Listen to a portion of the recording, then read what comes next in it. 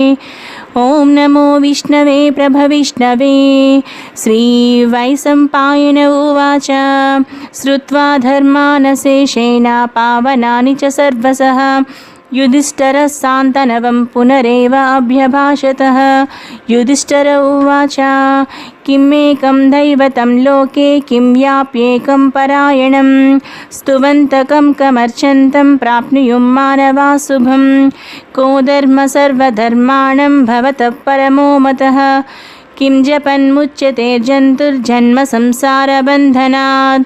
श्रीभीष्म उवाच जगत्प्रभुं देवदेवम् अनन्तं पुरुषोत्तमं स्तुवन्नाम सहस्रेण पुरुषः सततोत्थितः तमेव चार्चयन्नित्यं भक्त्या पुरुषमव्ययं ध्यायन् स्तुवन्नमस्स्य यजमानस्तमेव च अनादिनिधनं विष्णुं सर्वलोक